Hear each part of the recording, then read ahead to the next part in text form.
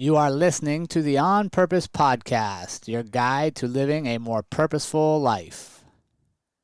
The Tactical Harmony Podcast is hosted by Rebecca Fitzsimmons, a former NCIS special agent turned holistic leadership coach and mindset strategist. Drawing on nearly 20 years of experience empowering high-achieving professionals to break barriers and lead with purpose, Rebecca shares tried and true strategies and actionable insights to help you excel in today's fast-paced world. If you're ready to lead with impact and create harmony in the chaos, the Tactical Harmony Podcast is for you. Available on Apple Podcasts and Spotify, or check it out at tacticalharmony.com or in the show notes below. What's up, everybody? Welcome to this week's edition of the On Purpose Podcast, where you know how it goes. We're excited to share ideas with you, to put smiles on your faces, give you something to think about as we go into the next week. And I'm excited to share the message this week, and it's something that's really personal to me. It's something that it's a space I've been in a lot in my whole life, and that's leadership, impacting others and coaching. And I wanted to share this week a few things about clues that you're an effective leader. I think sometimes we miss this. We read books and we watch videos and we think, man, look at these great leaders. And we don't take time to diagnose them in our own lives. So I wanted to break it down super duper simple. Here's 4 clues you're an effective leader. And my background is, I've been in leadership roles a lot in the military and law enforcement, as an entrepreneur, owning gyms, coaching students, having a gym and a business that relies upon my relationship with others. It makes you a coach, right? Like, that's what you are. You're a coach. You're a leader. You have to look at people and go, okay, what's their strengths, what's their weakness? How do I maximize one, build up the other? And it's just something I've been doing my whole life. And as I was getting ready for sharing 4 clues of an effective leader, when I was sitting down with this, it brought me back to one of the first times I knew I was a little different, that I thought a little different, that I was willing to lead maybe when others weren't, was the great busboy walkout of 1989. And what that was is I was a busboy at this upscale restaurant, the Officers Club on base, if you will. So a lot of generals and high-ranking military officials in the Pentagon, the Washington, D.C. area came to this place on Sundays for their fancy breakfast buffet. And as busboys, we'd have to hustle all the dirty dishes out of there and stuff. And I'd been working there for a while now, and we were getting paid $3.65 an hour. And the manager had promised us a raise. I'd asked for a raise a few times because we kept going through employees. We couldn't keep other busboys. But myself and Abel, I remember Abel from Ethiopia, we stayed there all the time. So we went in and we told her, like, hey, we need a raise. Like, that'll help keep people here. So she agreed. She agreed to give us a raise. But then the raise never came. And I asked and I met with her, and, it was just pretty cool. I'm a 16-year-old kid walking into a manager's office justifying why we should get a raise. And she would agree, but then not do it. So I came up with a plan, the great busboy walkout. So on a Sunday at 1 o'clock, when the Officers Club was packed and there was people waiting to get into this fancy buffet, and all the tables were full and people were eating all the fancy stuff they're known for, and all the trays in the corner were filling up with all the dishes, that's when we'd make our move. We'd go on strike, right? 16-year-old kids in Washington, D.C. area going on strike, and that's just what we did. I organized the 3 or 4 other busboys that were working with me. I remember Abel, and I said, okay, here's what's going to happen. I'm going to go tell her, either put the raise in right now, like, let me see you sign the paper that we're getting a raise, or we're going on strike. And they were nervous. They're like, oh, what if she fires us? What are we going to do? And I was like, well, she might, but let's just see. So I walked up to her and I gave her the demands. We need to know we're getting a raise. Right now, we want to sign the papers that says right now the raise is in effect, or we're going on strike. And she told me in no uncertain terms to get back to work, that she would not have that conversation at that time. And I informed her, as the leader of the busboy union, we're going on strike. And that's what I did. I walked back to the busboys. I said, hey, go get my car. We're going on strike. And, this is before cell phones. And when you were gone, you were gone. People didn't know how to reach you. So I told her, I said, call me at my house if you want us to come back to work under the terms of the new raise. So we left. We drove like the 5 minutes to my house, and we sat in my house. And I remember my mom was like, what are you guys doing home? And I told her, we're on strike. We're on strike until we get this raise. And a few minutes later, the lady called, told us to get back to work. She would give us the raise. We walked in. We got the raise. The officers' club was a disaster with dirty dishes everywhere. But we got the raise, and I didn't even work there that much longer. But what did it do? What did taking a stand and being a leader amongst your team do? It creates a legacy, right? It lets people know, like, working with you is important and you're going to look out for them, right? I didn't get the raise for myself. I brought the whole team, and then what happened was that became the base wage for all the new busboys coming in. So even the ones that didn't sacrifice and risk going on strike with us in the future got paid better because we took an opportunity to lead. So that story came to mind when I was prefacing this and researching this is, man, like, what are good characteristics of leaders? So here's a few I came up with. The first one.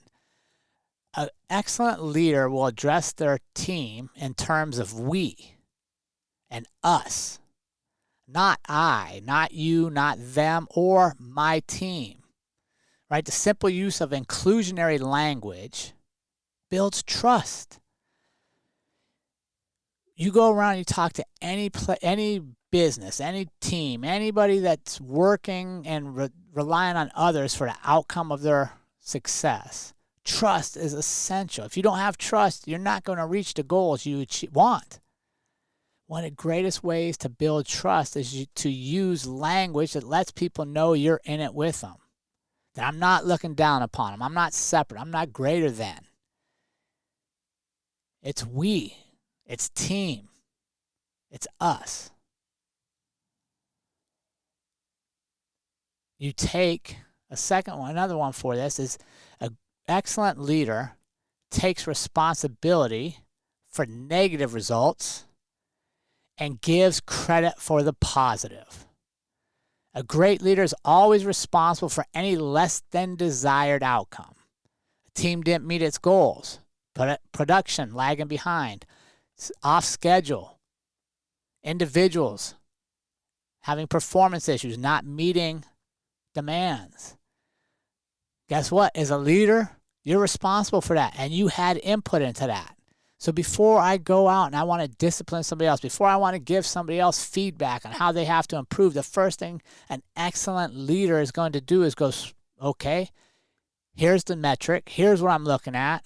How did I contribute to this? Was I unclear on my expectations? Did I not explain the process? Were the timelines I set unrealistic? Or were the timelines given to me unrealistic and I didn't argue on behalf of my team? So I set them up for failure from the very beginning. Maybe I didn't ask questions of the team to get their input in the process.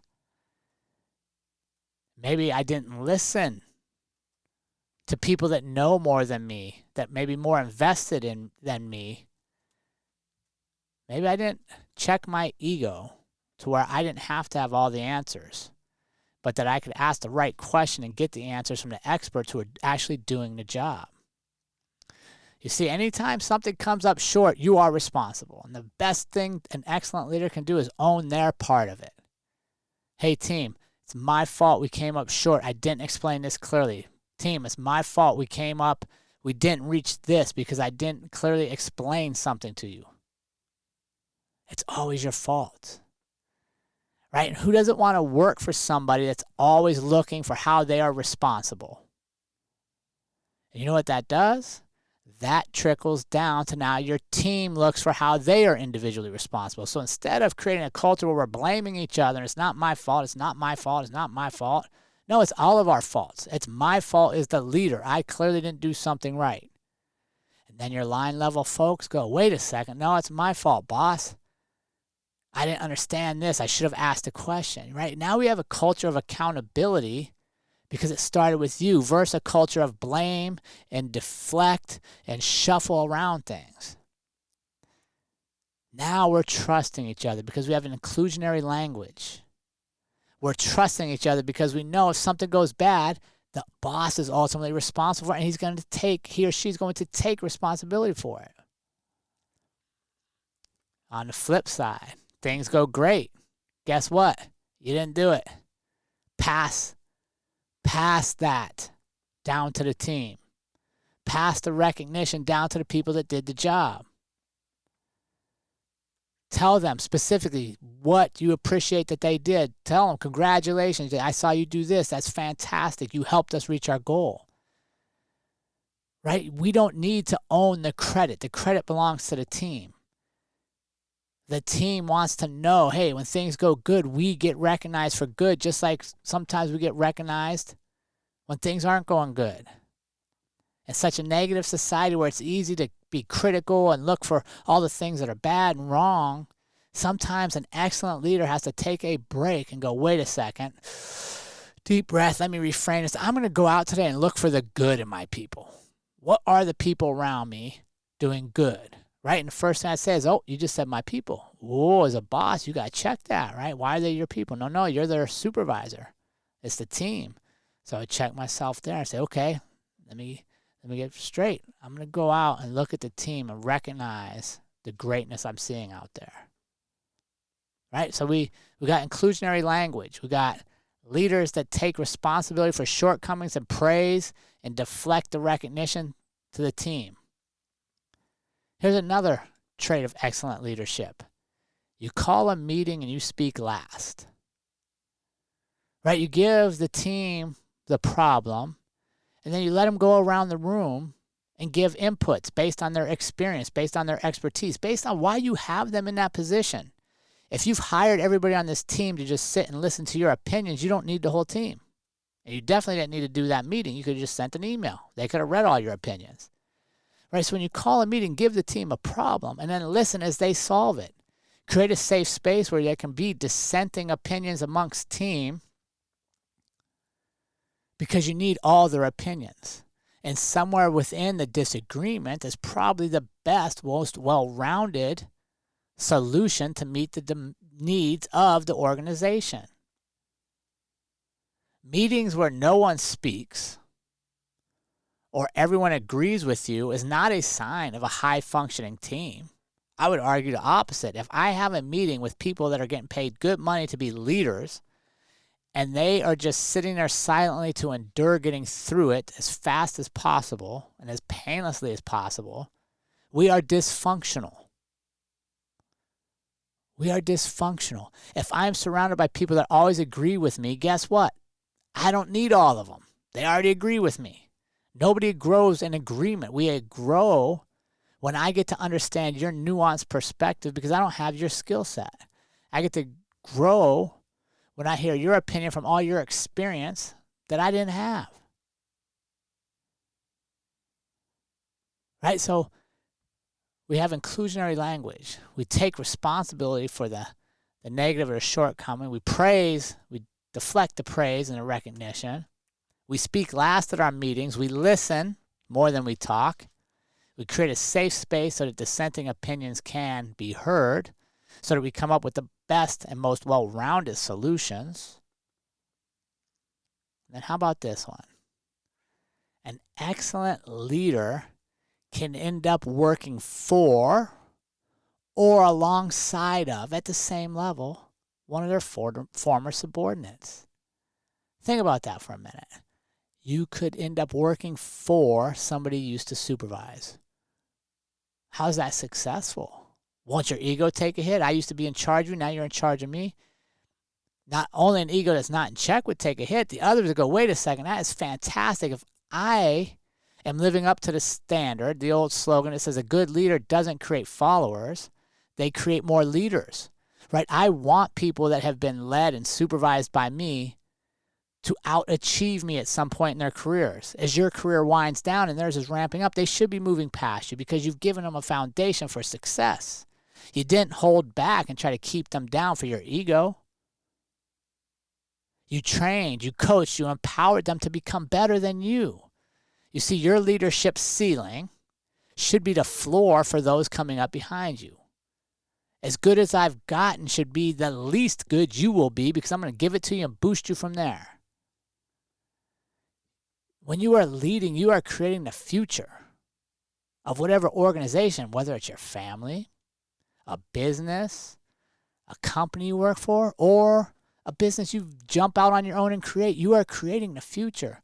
You have an opportunity to leave a legacy so that other future leaders remember you and they understand the importance of building others up, not tearing them down. You see, there's enough success for all of us in the world, whether we're entrepreneurs, coaches, we're in production, we're in government work, whatever we're doing.